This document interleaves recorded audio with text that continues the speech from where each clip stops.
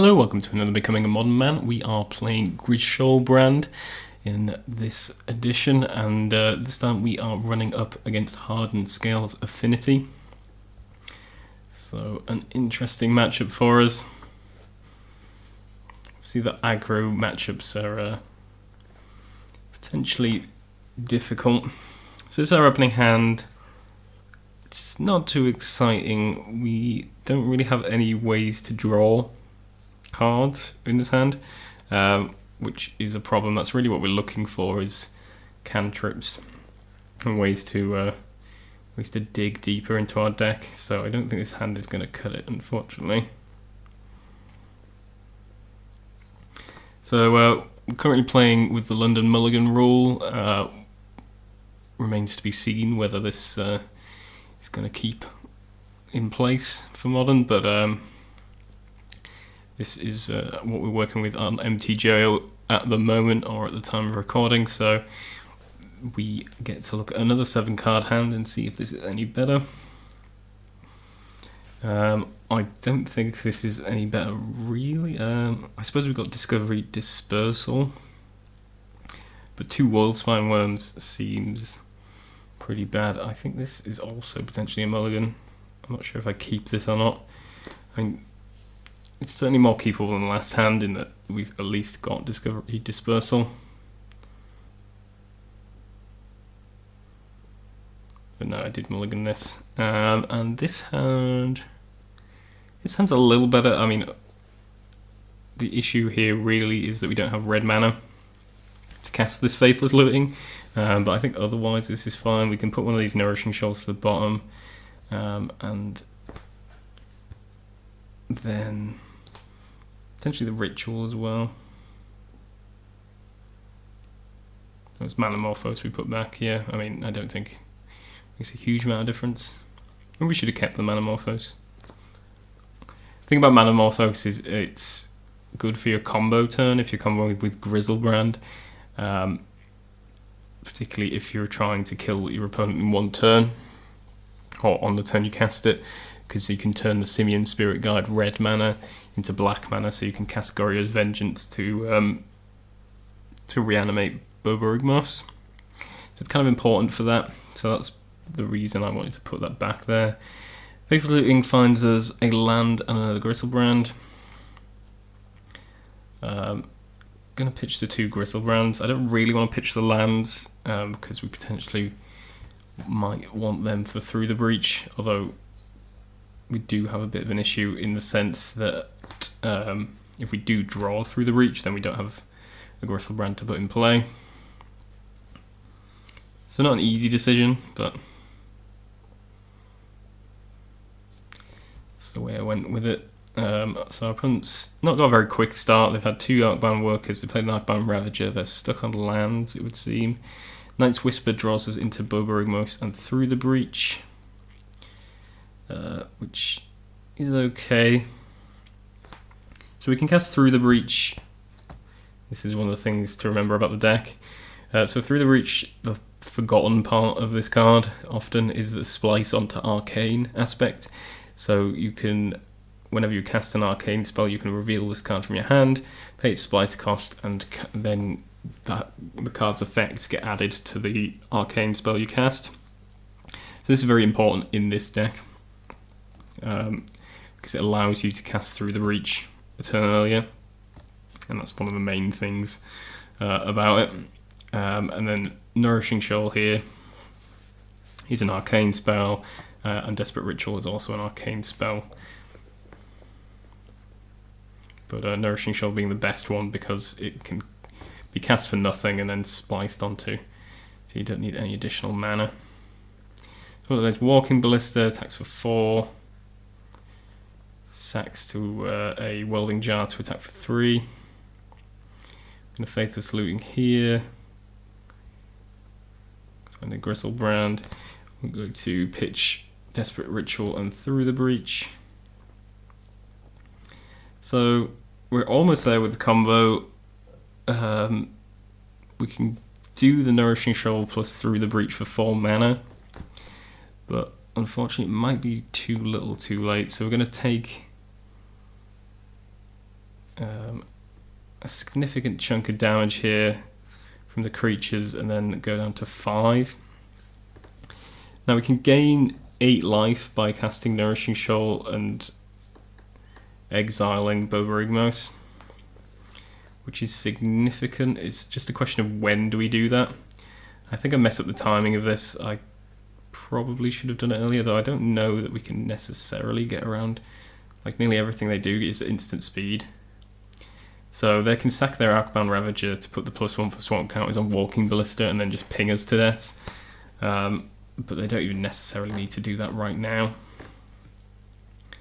So I don't know if there was a slot or a window that we would have been better in a better position to do something about this, but unfortunately our opponent has got us under lock here, because they can either attack us to death or they can just ping us to death by pumping the number of 1/1/1 counters on the Walking Ballista by sacking the Ravager.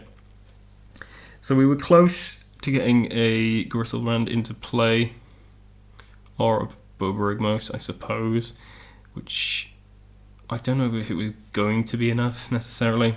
That's kind of the problem. We would have only got one shot with the Grishoalbrand after attacking with it, so it wasn't looking like the best scenario for us. But certainly there is some aspect of luck to this deck. When you're drawing 7 cards, if you get the right combination, it does work out a lot better. But yeah, unfortunately we didn't manage to put it together. There might have been a way. If you'd seen a way or a faster way of enacting our game plan, then let me know in the comments. But for now, let's go to sideboarding.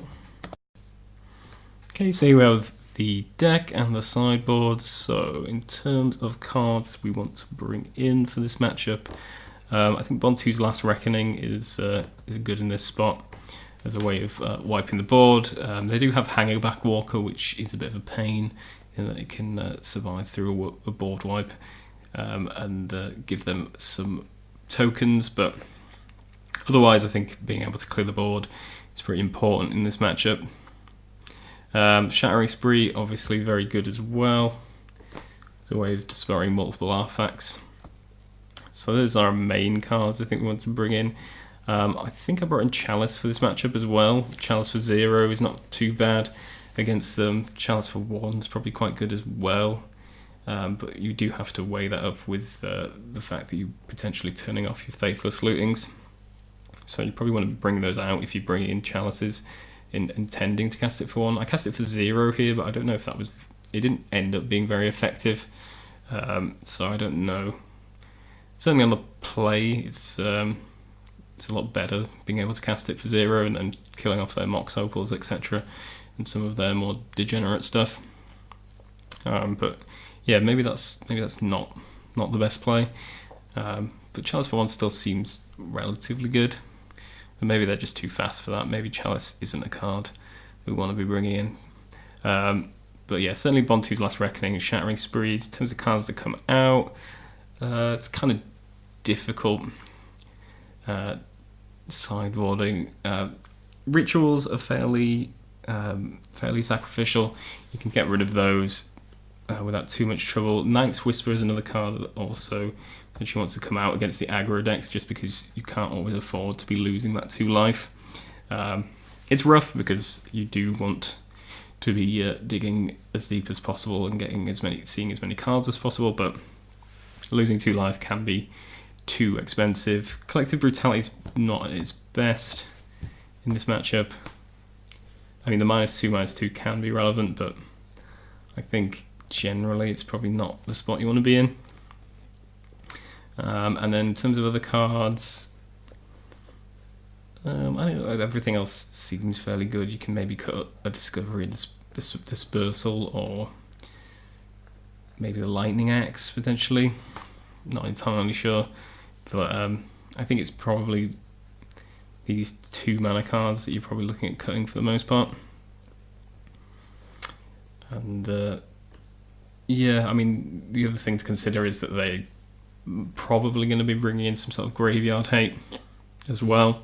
So potentially that makes the Grishoalbrand Bobo-Rigmos combo less effective, so maybe you can cut a Bobo-Rigmos potentially, or even the Goryo's Vengeance, but I don't generally think that's a great idea. Okay, so here we are with game 2. This is our opening hand: Double Nourishing Shoal, a Worldspine Worm, Discovery Dispersal, and a Manamorphose. I think this is keepable. Gaining 11 life against Affinity is going to be fairly good, and should buy us a good amount of time. Discovery Dispersal is a nice way to dig a little bit deeper, and hopefully that'll sort of lead us into additional things. We've also got Manamorphose to draw a card as well, if we want to dig a little deeper. So I'm happy enough with this hand. It's not great, but I think it does enough. We'll have Inkmoth. They cast Grafdigger's Cage. Unfortunately, that's all they do on their opening turn. So this means that Goryo's Vengeance is off the table. But that's not the end of the world for us. We always have the Through the Breach aspect to look at, so that's fine. And that's exactly the cards we see, funnily enough. We get to Discovery, seeing Through the Breach and Goryo's Vengeance, so we're going to dump Goryo's Vengeance into the graveyard because it doesn't look like it's going to be useful anytime soon. I mean, we do have Shattering Spree to potentially destroy this Grafdigger's Cage, but I think for now we just want to act like that's probably not going to be a useful strategy for us. And so I'm going to bin the Goryo's Vengeance and keep this Through the Breach. Also with Double Nourishing Shoal, as I mentioned, Through the Breach can be cast for 4 mana. So we're actually not too far away off casting that. And we've got a Worldspine Worm in hand to put into play. We've got Grishoalbrand, and a Temple of Malice shows us that we will be drawing a land next turn, so we are potentially going to be casting Through the Breach next turn, which is good. But has a Hangerback Walker, but hasn't really done a whole lot. Walking Ballista follows that up, but neither of those are particularly scary and aren't really going to interfere with our game plan. So we are going to go for it here.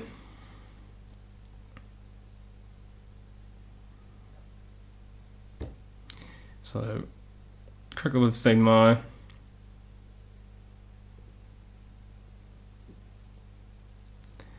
See if we can find a land, and yeah, so we've got a couple of options here actually, which is worth discussing. So we can Nourishing Shoal, gain 11 life off the Worldspine Worm, and then Through the Breach Grishoalbrand into play. Or alternatively, I can Nourishing Shoal and exile Nourishing Shoal or the Manamorphose and put Worldspine Worm into play here. I actually prefer putting Worldspine Worm into play here because I think that's more likely to win us the game. Grafdigger's Cage has kind of locked us off of our traditional Bobo-Rigmos combo, and I think Worldspine Worm is going to be a lot better in this position. We're going to be able to attack for 15 trample damage, and then our opponent is going to have to deal with our 3/5/5 worms, which I don't think is going to be possible for them. So I think that's going to wrap things up fairly swiftly for us.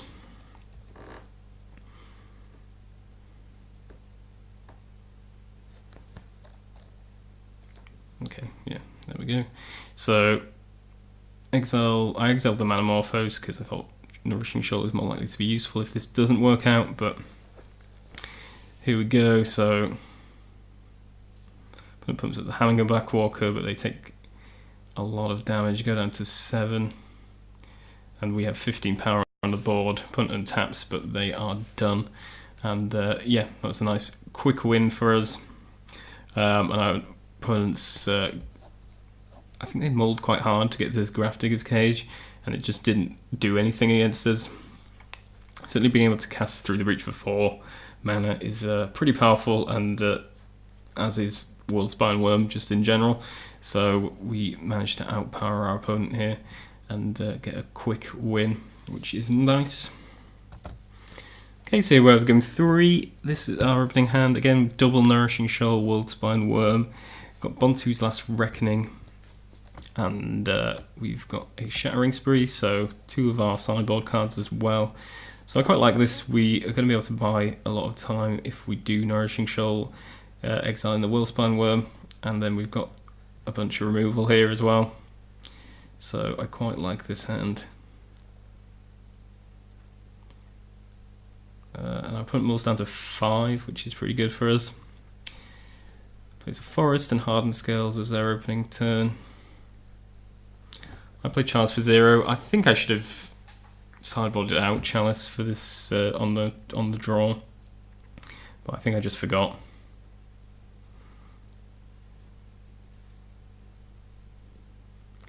So our opponent plays a Metallic Mimic, naming Construct. I'm not sacking my land, sacking my Bloodstone Miner here because I actually quite want to draw the lands. It would be nice to us to get up to the 3rd land and get to Ubuntu's Last Reckoning. One plays Arcbound Worker, which is a 3/3 thanks to a combination of the Metallic Mimic and its own ability. So we do draw the 3rd land, which is nice.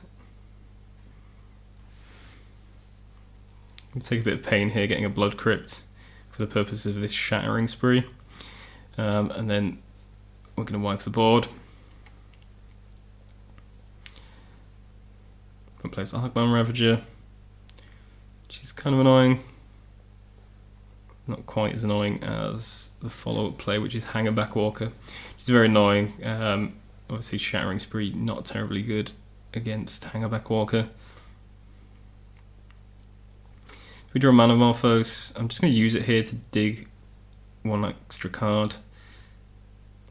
See if we can get any further, because we're almost there with everything, but just off in that we need some way to get a creature into the graveyard so we can Goryo's Vengeance.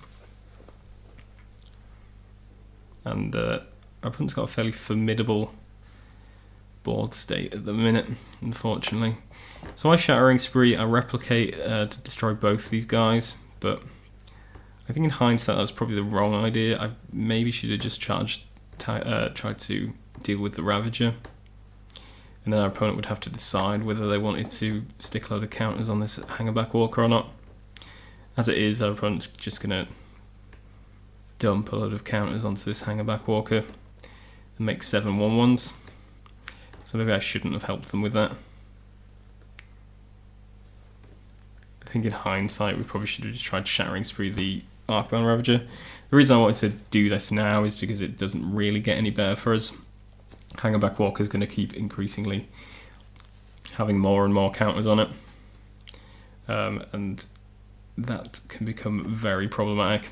It also can make an Arcbound Ravager huge because he can sacrifice all of these Thopters to become even bigger. So, dangerous situation. I don't know if that was necessarily the right way of doing it or going about it, but we aren't quite dead. Our opponent's got an attack for 7 next turn, and we can Nourishing Shoal for 11. Well, that does put a lot of pressure on us.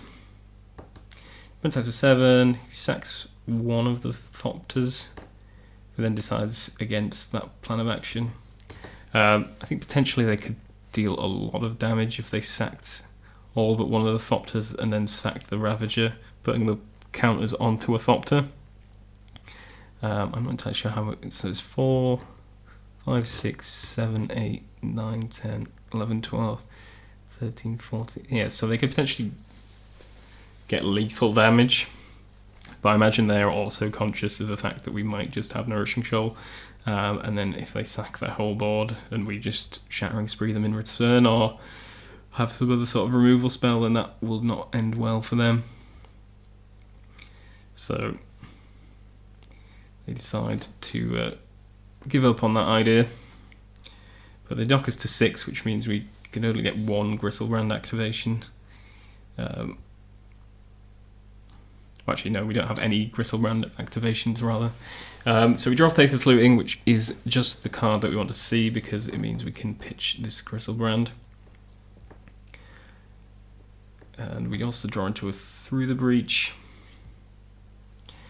So we've got to be conscious that we can potentially combo out with the Boborigmos style combo, but we've got to be conscious that we use the only mana Morphos in our deck, so we need black mana if we want to cast another Goryo's Vengeance to bring back a Boborigmos. So that's why we need to keep this Blood Crypt open. So we're going to Nourishing Shoal, we're going to gain 11 life, up to 17. Grishoalbrand finds us 2 more Worldspine Worms, so we are in pretty good position here. We're going to draw 7 cards again. Nourishing Shoal again to gain 11, or 7 more cards. Took us a while to find our Simian Spirit Guides, I believe, but we did manage to find the Nourishing Shoals and to go with the Worldspine Worms.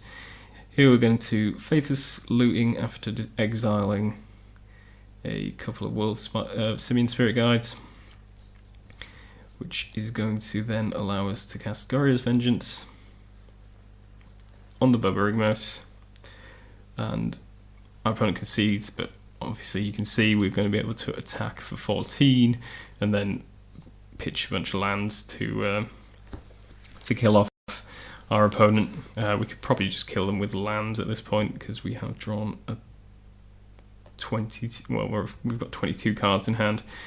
So 1, 2, 3, 4, 5, 6, 7, 8, 9. We've got 9 lands in hand. So yeah, that would be enough to get the job done.